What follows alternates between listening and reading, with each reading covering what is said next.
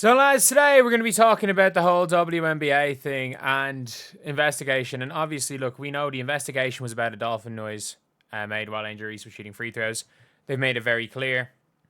It says here, we've investigated a report of racist fan behavior in the vicinity of the court during May the 17th.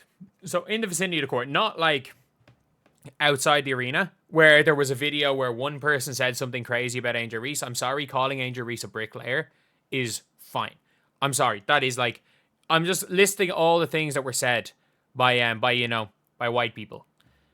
There was one thing that was way out of line. I'm not going to even repeat it because obviously things are going to get clipped, and apparently you could always clip things out of context, say that I said it. But like the only thing, like they were calling her a brick layer. They called her Brick Barbie, and I'm sorry. I don't think that's that bad. That's almost as tame a nickname as you can give for somebody who shoots 35% from the field. But it's only the beginning. And do you want to know why it's the beginning? It's only the beginning because, as you can see, based on information gathered today, including from relevant fans, team, arena staff, as well as audio, video review of the game, we've not substantiated it. They said not substantiated the claims. So now you're seeing literal people in the media. And by the way, Chinea Wumake, I've talked about her, exempt from this. And I would hope anyone that has any sort of like credibility, anyone who actually has any sort of credibility, anyone who knows, like everyone knew what this investigation was about. Tyler Marsh made sure as hell to say, he made sure that he was like, well, one, the guy's worked in Indiana, he might want to work in Indiana again, and he made sure he wasn't running with the lie. He made sure that he was not running with the lie. You had players reposting that Indiana was like unsafe for Angel Reese, and now you've got nothing.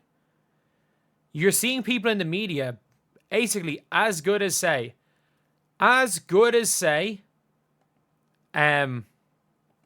that just because the WNBA didn't find anything, it still happened. We all know it still happened. And I'm sorry, again, we all know that there's probably one random person in one random section of the crowd that has probably said wild stuff on Twitter and probably says wild stuff to the person next to them, and it might have made people uncomfortable. That is not what an investigation is about. If that is your like criteria for painting 18,000 people as the freaking scum of the earth, we can just keep going eye for an eye for every single fan base. You can blame every single fan base. There are bad eggs in every single fan base ever. And I know that because I've gotten death threats from all of them. I've been told not to go to certain places. I've been told I will not make it out of a Chicago Sky game if I go to a game this year. Again, does it matter? No, it's probably a random person online. It's probably not even a real person. Let's not forget, Dejanay Carrington got into a Twitter argument with Dr. Philip Oliver Holes. And Diamond Shields last year was tweeting out negative stuff about the Fever fan base when she was tweeting out hate that was being sent to her, way past the line, by the way, by a rage bait account who wanted you to click into it so they could funnel you into an OnlyFans. Apparently, these rage bait OnlyFans accounts were Fever fans. And that's where the problem is, where it's like everything. You can pay if you want to. And by the way, every single player in the Fever, no matter who they're playing against, could go into their Twitter mentions. You could probably find Twitter mentions of any single fan from any other team and see wild stuff they've said about any player in the Fever, Caitlin Clark or otherwise. You can see wild stuff, and if you want to paint a fan base as that, you can. If you want to use that, everyone can use that fan base. Use that to paint every single fan base as bad. The extremists on every side are dumb. The problem is that only one of them are seen as bad. And again, no matter what, let's not forget, Natasha Howard's wife went on social media calling Fever fans racist, saying she doesn't even need an investigation to know that, when she was quote tweeting when she was replying to a freaking Sky fan. And she wasn't even being called slurs. She got called Nalissa Smith. I'm sorry, she got called Nalissa Smith. That's all that happened, and Natasha Howard's wife crashed out. This is only going to get worse, by the way, because now you're going to see at least one player who spoke about this and posted about it like it was fact, come out and say, no, this is true, this happened. It's going to happen. You know it. You know that these players can't help themselves. You know at least one player is going to come out there and say that it is fact. One player is going to come out and say that. You're going to have your Jonquel Jones. You're going to have your Jonquel Joneses of the world having to go out of their way to praise FIFA fans, which she shouldn't have to do either. But it's now at the stage where it's like you either are on the side of FIFA fans bad, get them out, or you have to be on the opposite and just be like, no, we want you in the league. We want you in the league. Yeah, you're great. You know, you guys are the reason why I'm going to make 5 times as much money in about 3 years' time. You guys are the reason why I'm going to make $1 million next year. You guys are great. You guys are absolutely great. You guys are the reason why I'm playing in front of 18,000 crazy fans. Like crazy fans going mad every game. You guys are a big reason, Caitlin Clark and what the FIFA is doing is a big reason why fans have gotten into WNBA in New York are packing out the Barclays Center to watch the Liberty play. Anyone who's smart knows that. But I don't, and I'm not questioning the intelligence of these players. I'm questioning like their priorities.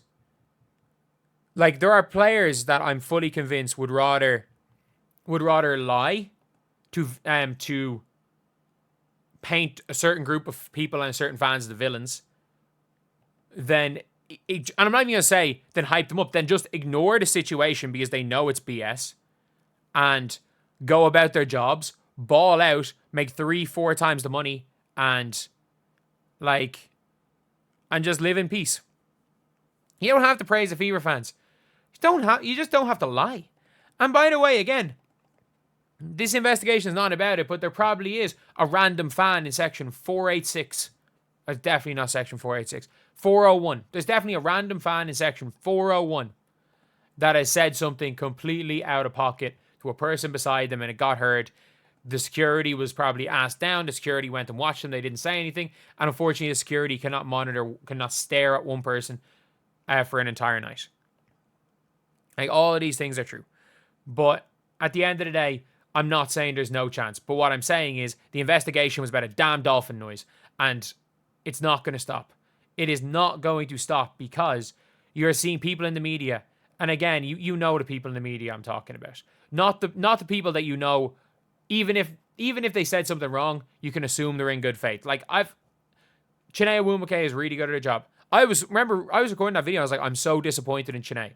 Because of all the other people in the WNBA media, I expected some stuff. I expected stuff from a lot of WNBA media. I expected it because a lot of these people, they don't get, like, basketball is not really a priority for a lot of these people. Talking about basketball. They talk about basketball for a tiny percentage. And that's a tiny percentage of the relevance talking about ball. But it's trying to talk about things outside basketball. And it's one of those things where, like, you just know that the media is going to turn on this. I saw something, I think it was by The Athletic. I'm not 100% sure, so don't quote me on this. I think it was by The Athletic. I do want to double check. But it was, they basically said in it, they heavily implied that yes, it happened. They were like, just because it said not substantiated does not mean that nothing happened, and essentially implied that something happened. And nothing has happened in Cambridge in 2 years. Nothing has happened in Cambridge. There is people that have gotten bad abuse online, and it's from everyone. It's from everyone. And people rage bait. Like, we're seeing what the WNBA are doing with Centel right now.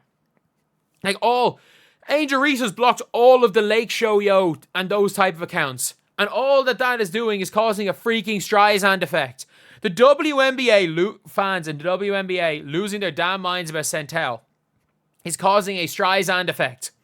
Centel is now going straight at the LDM.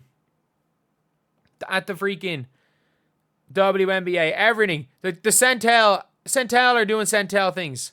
They're doing Centel things. But yeah, it's a funny out situation. It is a really funny situation. And it's only going to get worse because I cannot wait for the think piece tomorrow about how, yes, why did I click on notifications? Yeah, you can just see retweets. I cannot wait for the think piece tomorrow about how, this in fact did happen, and people doubling down and saying, and refusing to say that what happened, refusing to say that this is false. I'm sorry, like, you cannot disprove a theory. You cannot disprove an allegation. There are 18,000 people.